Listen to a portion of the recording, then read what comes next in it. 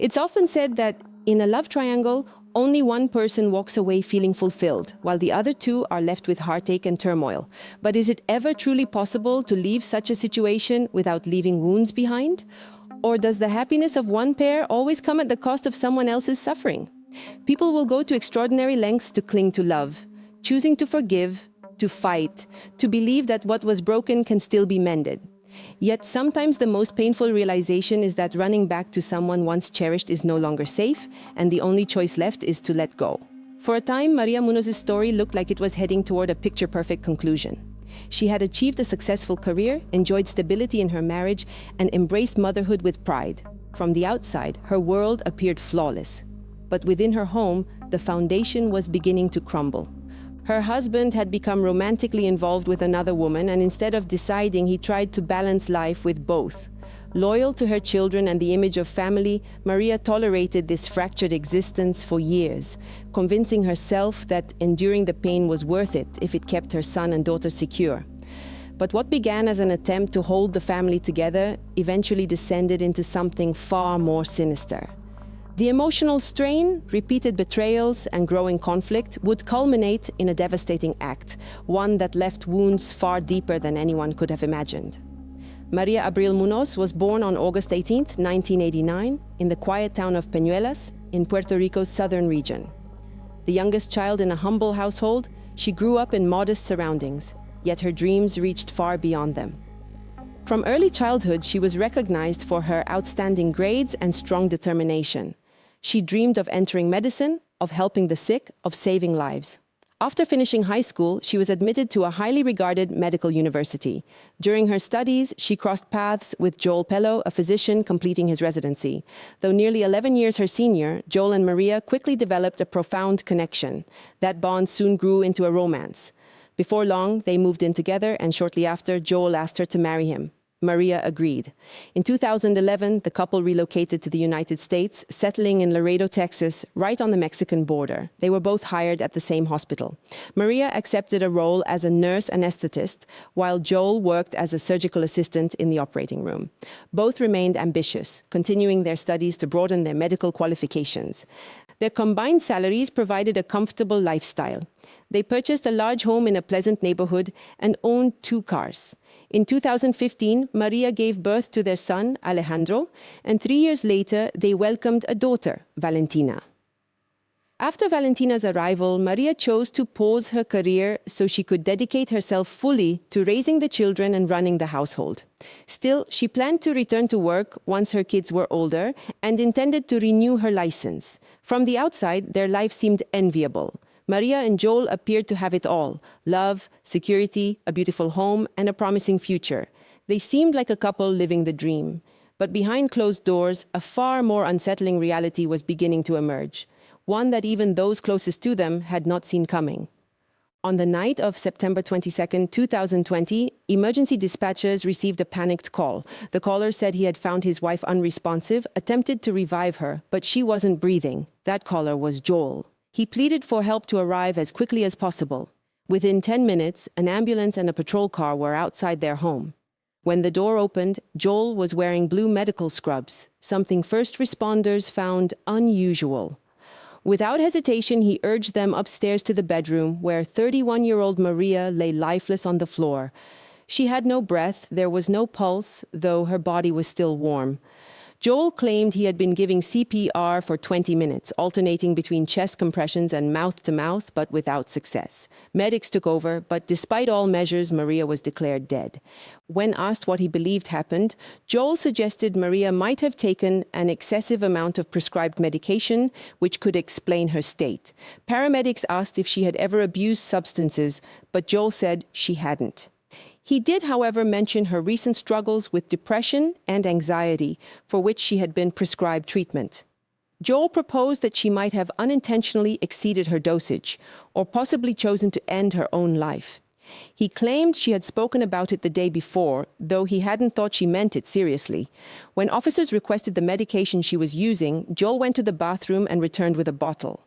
That alone raised suspicion. Those intending to overdose typically do not put the pills neatly back in place. And yet, No empty packaging, blister packs, or discarded pills were found anywhere near Maria. The bottle Joel handed over was almost full. If she had taken any, it couldn't have been many, not nearly enough to explain what had happened. The real answers would have to wait for the autopsy and toxicology results. As medics tried desperately to revive her and police examined the scene, 5-year-old Alejandro and 2-year-old Valentina remained asleep in the next room, unaware of the tragedy unfolding nearby.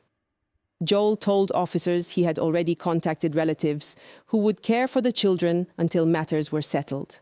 Despite every effort, Maria could not be brought back.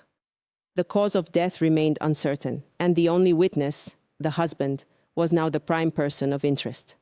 Joel was taken for questioning, and investigators noted how unsettlingly strange his behavior seemed. Sure, one could chalk it up to grief or shock, but almost everything about his appearance and behavior felt off.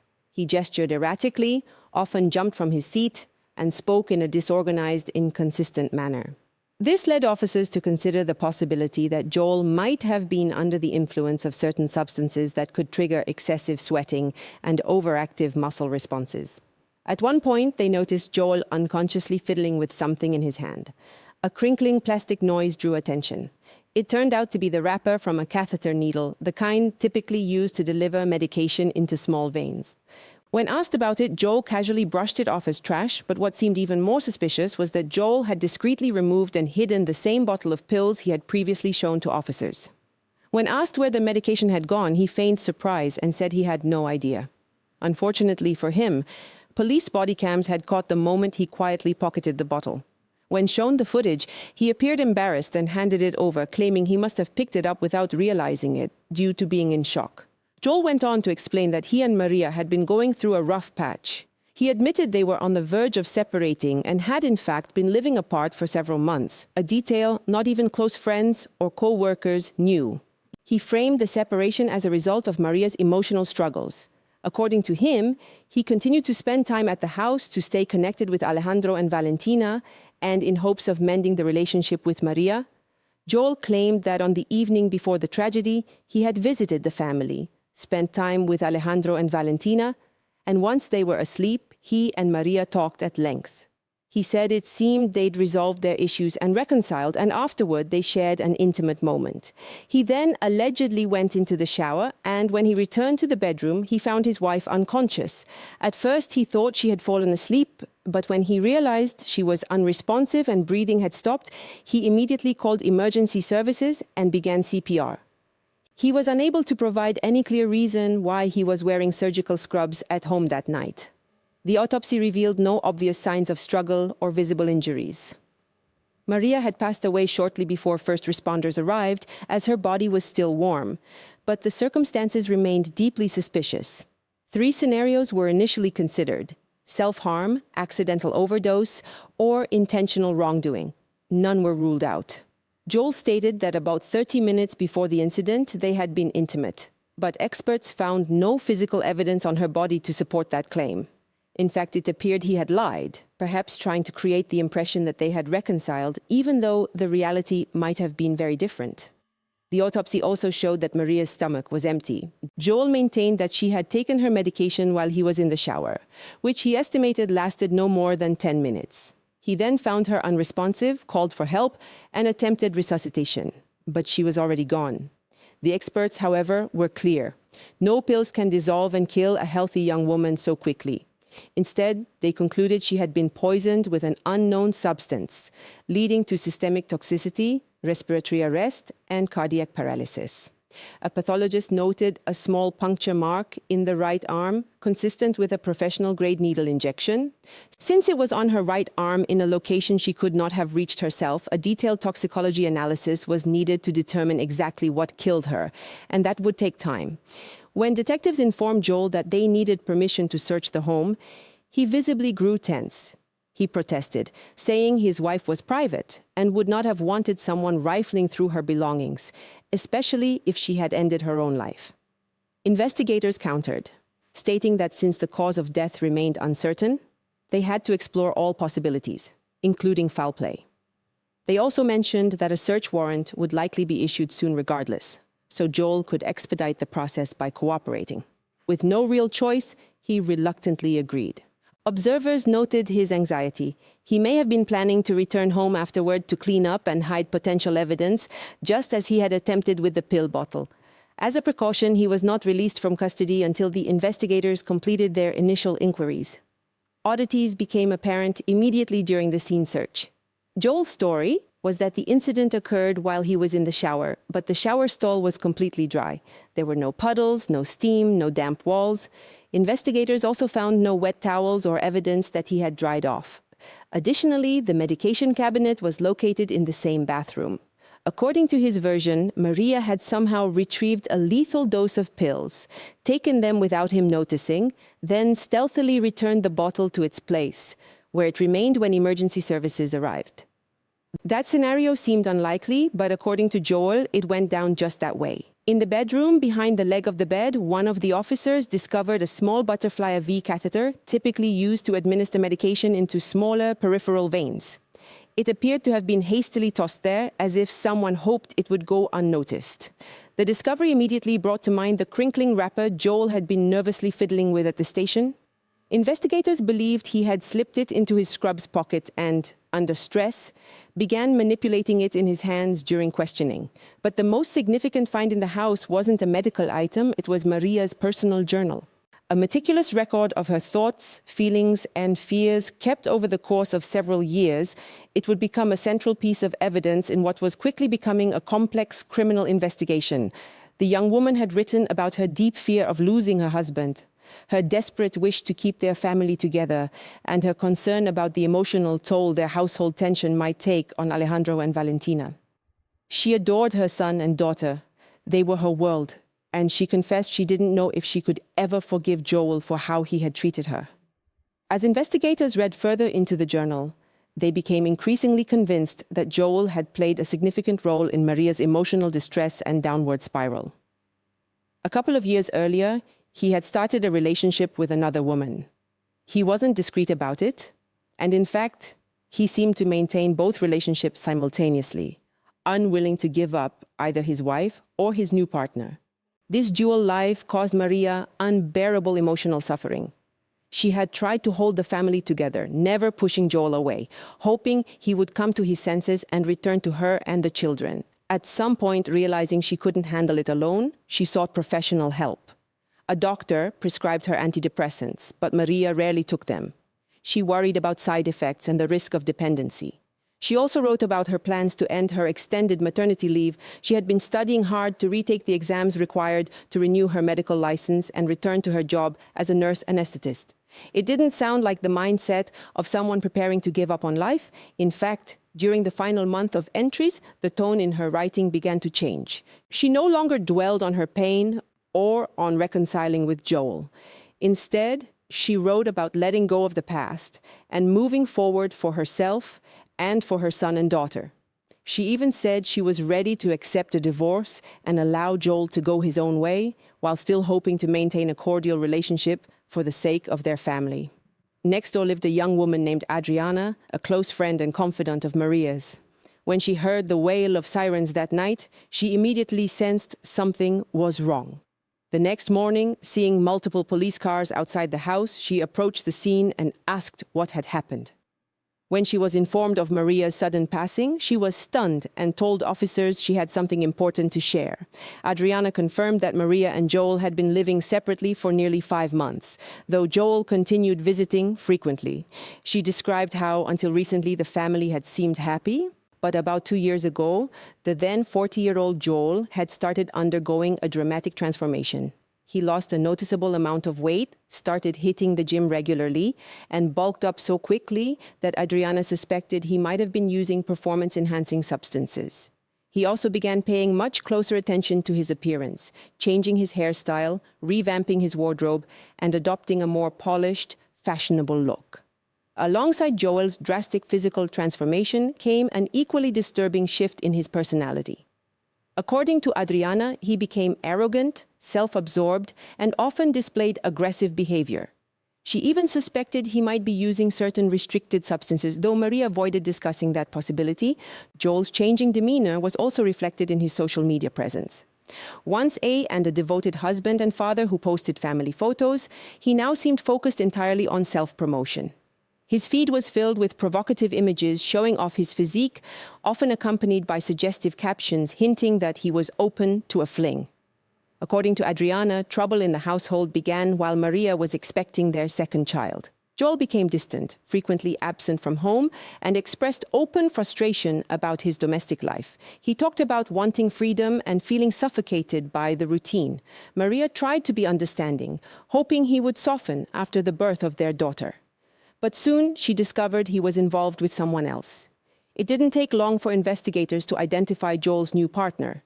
Her name was Janet Aranda, a young nurse in the surgical department of the same hospital where Joel worked. She knew Maria personally.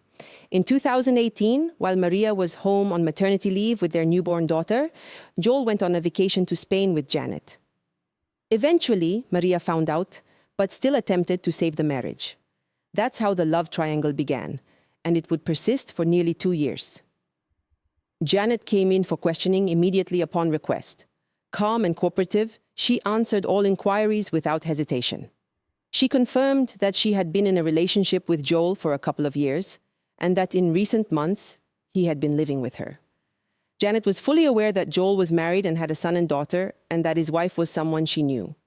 Still, she seemed entirely unbothered by the arrangement, believing that he would eventually choose her. Janet stated that Joel never spoke poorly of Maria, never threatened her or expressed any violent intentions. He simply complained that Maria was refusing to grant him a divorce. Janet also claimed she had never interacted with Maria personally and held no ill will toward her. On the night of the incident, she had an airtight alibi. She was working a shift at the hospital. Authorities ruled her out as a suspect. The results of the full toxicology report took nearly 4 months to arrive, and what they revealed shocked everyone. Maria's body contained a high-concentration cocktail of 7 powerful substances. Any one of them in such a dose could have been lethal. Together, they gave her no chance of survival. What stood out most was the nature of the drugs. These were medications typically used in surgical procedures to induce anesthesia, put patients into a medically controlled coma, manage pain, and more. And all of them were easily accessible to Joel. He knew precisely how they worked, what doses were deadly, and how to use them without leaving obvious traces. Still, while suspicion was growing, these findings were considered circumstantial. They weren't enough to formally charge him with a serious crime. That changed the moment police obtained sufficient evidence to act.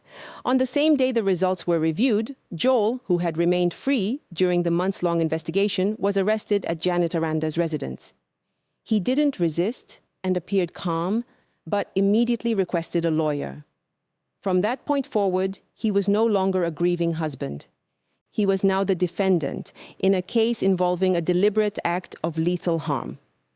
Given the new developments, investigators decided to re-interview Janet, believing she might know more than she initially admitted. At first, she refused to cooperate, declining to answer further questions. But when offered a deal, full immunity from prosecution in exchange for complete honesty about anything she had withheld, she agreed. Without that immunity, if it turned out she had known about or participated in any part of the incident, she could face charges as an accomplice. Janet then revealed that Joel had been taking certain substances, which he would steal from work. She said he often brought them home and injected himself, after which he would enter the medications had narcotic-like effects, and she listed 5 specific drugs she remembered, all of which matched the compounds found in Maria's system. Her testimony, combined with toxicology results, provided the foundation necessary to move the case forward to trial. During questioning, Janet shared that on September 21, 2020, the night before the tragedy, Joel made a chilling remark as he was getting ready to visit Maria. He told her that what happened next would depend on how the conversation with his wife went. Joel didn't want a divorce. He was comfortable living a double life with 2 women who both loved him and feared losing him. He also knew that a divorce meant splitting property and likely being ordered to pay significant support for Alejandro and Valentina. Investigators believe that Joel met with Maria that night, and when she stood firm in her decision to proceed with the divorce, he carried out a calculated plan. He may have offered her something to drink, containing a sedative, and once she began to feel unwell, offered to help by giving her an injection, one that he knew would be fatal. The dosage of the medications was several times higher than the lethal threshold. He then waited until she stopped breathing before calling emergency services. This theory explained the absence of physical struggle and why there was no evidence of the intimate moment Joel had claimed. If the injection had been in Maria's left arm, the case could have possibly been ruled as self-harm, but the needle mark was found on her right arm and Maria was right-handed. It would have been nearly impossible for her to administer an injection in that location on her own. The trial of Joel Pello began in March 2023, 2.5 years after Maria's passing. It was a difficult case for the prosecution, which relied heavily on circumstantial evidence. Without Janet's testimony, there was a real chance Joel could have walked free. One of the strongest pieces of evidence was Maria's personal journal, filled with hopeful plans for the future and no indication that she intended to harm herself. Joel had managed to dispose of the syringe used to deliver the fatal combination, but he lost track of the needle, possibly due to being under the influence of substances himself at the time, which impaired his judgment. Under pressure from the mounting evidence, Joel eventually admitted that he had injected Maria, but he claimed he only did so to calm her down, insisting she was acting erratically. He continued to argue that she had taken an excessive amount of her prescribed medication and that the injection merely intensified its effects, but wasn't the cause of death. Despite his legal team's efforts, on March 30th, 2023, 45-year-old Joel Pello was found guilty of first-degree murder and tampering with evidence. He was sentenced to life in prison, with the possibility of parole after 30 years. That's it for today. If you found it thought-provoking, be sure to like, subscribe, and hit the bell to stay updated. Leave your thoughts in the comments, and as always, stay safe, stay smart, and keep seeking the truth.